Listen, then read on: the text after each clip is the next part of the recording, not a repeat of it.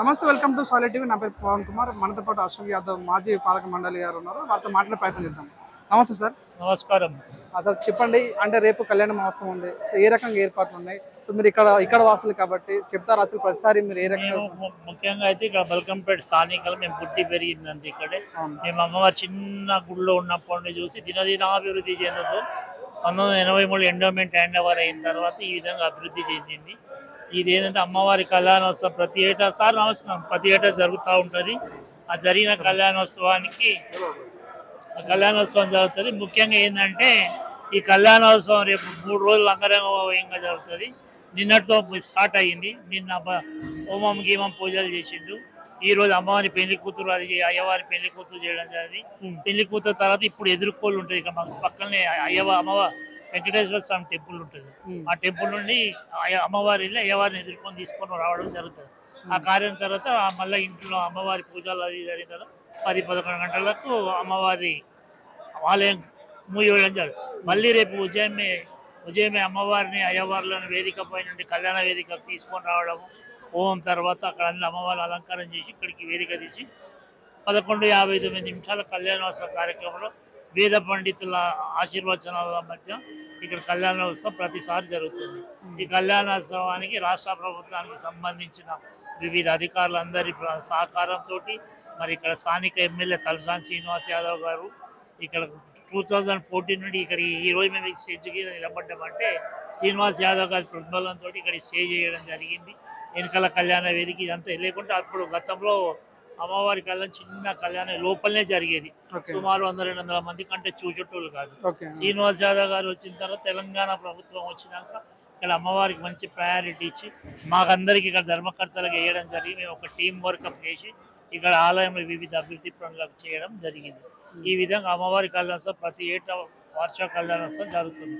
కాబట్టి ఈ కార్యక్రమానికి వచ్చిపోయే భక్తులందరికీ కూడా ఎలాంటి అసౌకర్యాలు కలగకుండా మా స్థానిక వెల్కమ్ వెల్ఫేర్ అసోసియేషన్, మా చుట్టుపక్కల ఉన్న బస్తీ వాళ్ళు కానీ ఇతర అన్ని రాజకీయ పార్టీలకు అతీతంగా ముఖ్యంగా బల్కంపేటమ్మ కళ్యాణంలో జరిగేది ఏంటంటే ఇక్కడికి వచ్చిన భక్తుడు ఎక్కడ హోటల్ వెళ్ళి భోజనం చేయకుండా మా స్థానికులు అమ్మవారి ప్రేమతో అందరూ పొద్దున ఉదయం టిఫిన్ నుండి మొదలుకొని మధ్యాహ్నం భోజనం పెడతారు. తర్వాత ఈవినింగ్ ఉన్న భక్తులకు కూడా డిన్నర్ అరేంజ్ చేస్తారు.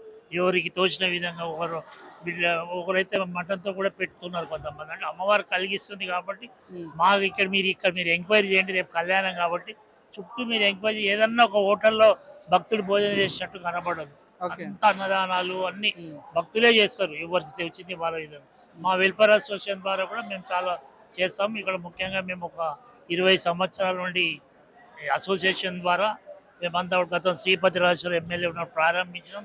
సుమారు 20-25 సంవత్సరాల నుండి రవి యాదవ్, గిరి యాదవ్, బాబా, శ్రావణ్ ఇట్లా అంతా ఒక పాండు యాదవ్ మా మిత్రుల నుండి చనిపోయాడు.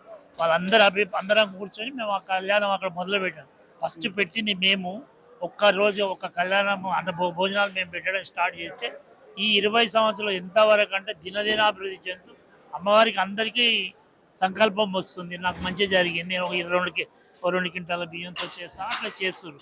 ఒకటి స్పెషల్ ఏంటంటే ఏ భక్తులు కూడా రేపు హోటల్లో రూపాయి పెట్టి భోజనం చేయకుండా మా స్థానిక ఉన్నటువంటి అందరం కూడా అమ్మవారి సేవలో పాల్గొంటాం.